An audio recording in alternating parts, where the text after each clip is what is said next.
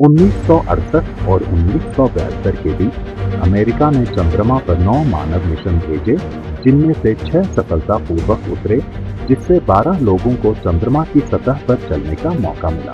NASA के चंद्र अन्वेषण के अगले अध्याय आर्टेमिस का उद्देश्य न केवल चंद्रमा पर जाकर उस पर और उसके आसपास दीर्घकालिक मानवीय उपस्थिति स्थापित करना है, बल्कि मंगल ग्रह पर और भी जटिल मानव मिशनों की तैयारी करना भी है। संक्षेप में, हमें जो कुछ भी यहाँ करने में सक्षम होना चाहिए, वह हमें पहले यही करना होगा।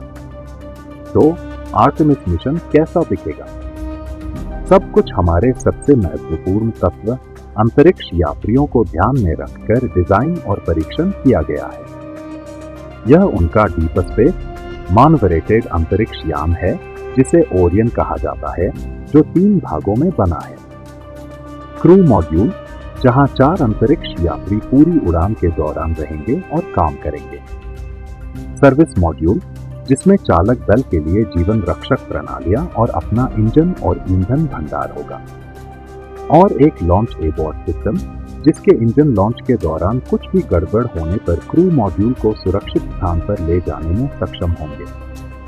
हमारे चालक दल को भारी पेलोड के साथ प्रक्षेपित करने के कार्य को पूरा करने के लिए नासा अंतरिक्ष प्रक्षेपण प्रणाली का निर्माण कर रहा है, जिसमें एक कार्गो होल्ड, एक अन्वेषण ऊपरी चरण, एक विशाल कोर चरण और 2 विस्तारित ठोस रॉकेट बूस्टर शामिल हैं। कुल मिलाकर यह दुनिया का सबसे शक्तिशाली रॉकेट, और यह कई मायनों में अपोलो युग के प्रसिद्ध सैटर्न V से भी बेहतर है। प्रक्षेपण स्थल पर पूरी तरह से ईंधन से भरा पूरा रॉकेट 6 मिलियन पाउंड से थोड़ा अधिक वजन का है, जिसमें से 5.2 मिलियन पाउंड तो केवल ईंधन है। एक बार प्रज्वलित होने के बाद आगे क्या होता है, इसे रोका नहीं जा सकता।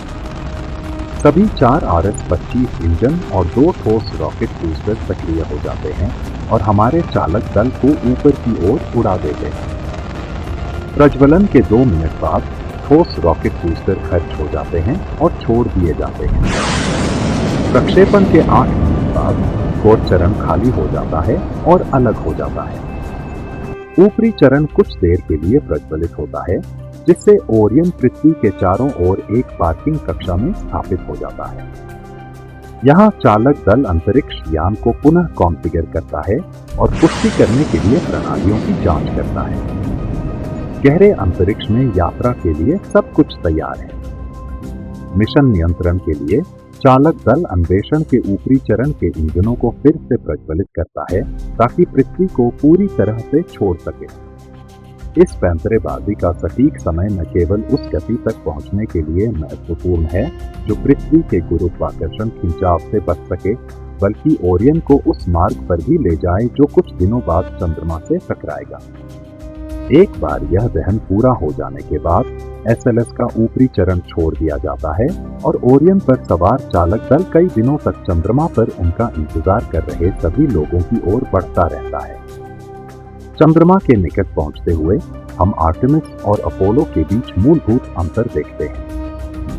ओरियन को एक खर्चीले चंद्र कमांड मॉड्यूल के रूप में काम करने या एक सीमित चंद्र लैंडर ले जाने की आवश्यकता के बजाय आर्टेमिस मिशन एक अलग दृष्टिकोण रीस्टेजिंग का लाभ उठाएंगे। चंद्र मिशनों के लिए आवश्यक सभी चीजें वाणिज्यिक और अंतर्राष्ट्रीय साझेदारों द्वारा पहले से ही तैनात की जाएंगी। इसमें सतह पर रोवर, वैज्ञानिक प्रयोग और मानवरेटेड सिस्टम शामिल हैं। लेकिन इसमें चंद्रमा के चारों ओर कक्षा में एक समर्पित चंद्र स्टेशन भी शामिल है, जिसे गेटवे कहा जाता है। इस स्टेशन पर हम एक मजबूत चंद्र लैंडर की पूर्व स्थापना कर सकते हैं और एक मजबूत संचार रिले स्थापित कर सकते हैं। खुले मानकों के साथ डिजाइन किए गए गेटवे का विस्तार नए मिशनों और साझेदारियों के विकास के साथ किया जा सकता है, जिससे एक ही समय में चंद्रमा पर कई मानव मिशनों को भेजा जा सकेगा और मानव मिशनों के बीच भी निरंतर वैज्ञानिक कार्य किया जा सकेगा। गेटवे चंद्रमा के हर हिस्से तक पहुंच प्रदान करने के लिए अपनी कक्षा को समायोजित करने में भी सक्षम है, कुछ ऐसा जो अपोलो मिशन नहीं कर सके। लेकिन इस दृष्टिकोण की असली कुंजी गेटवे को मंगल मिशन के लिए आवश्यक युद्धाभ्यास को सही करने के लिए एक अद्वितीय हेलो कक्षा में स्थापित करना है। और वाणिज्यिक और अंतर्राष्ट्रीय अवसरों की बढ़ती सूची के साथ गेटवे पृथ्वी और उससे आगे की सभी चीजों के बीच एक आदर्श केंद्र है। गेटवे के पास पहुंचते ही हमारे चालक दल के पास लौटते हुए ओरियन को सफलतापूर्वक डॉक करने के लिए स्टेशन की अंडाकार कक्षा से मेल खाना चाहिए। एक बार बोर्ड पर पूर्व चयनित चालक दल के सदस्य चंद्रलैंडर में स्थानांतरित हो जाते हैं, जबकि गेटवे को सौंपे गए लोग स्टेशन पर ही रहते हैं। चंद्रलैंडर प्रणाली स्वयं 3 अद्वितीय चरणों के लिए बनाई गई है। गेटवे की हेलो कक्षा से नीचे चंद्र कक्षा में उतरना, निम्न चंद्र कक्षा से सतह पर उतरना और एक बार ओरियन अंतरिक्ष यान पर वापस आने और गेटवे से अनडॉक होने के बाद चालक दल ने हेलो कक्षा से बाहर निकलने के लिए एक बार अपने इंजन को फायर किया और एक बार फिर चंद्रमा के चारों ओर अंतरिक्ष यान को घुमाने के लिए इसे पृथ्वी की ओर एक बहुदिवसीय प्रक्षेपवक्र पर रखा। जैसे ही वे इस यात्रा के अंत के करीब होते हैं, सेवा मॉड्यूल जारी किया जाता है और चालक दल मॉड्यूल पहले ही शील्ड उन्मुख होता है। 25,000 मील प्रति घंटे की रफ्तार से पृथ्वी के वायुमंडल में प्रवेश करते हुए हवा का घर्षण ओरियन को काफी धीमा कर देता है, साथ ही इसे 5000 डिग्री के तापमान के अधीन भी करता है। अब ओरियन सिर्फ 300 मील प्रति घंटे की रफ्तार पर है। इस पल के लिए विशिष्ट रूप से परीक्षण और उत्पादित पैराशूट की एक श्रृंखला तैनात की जाती है।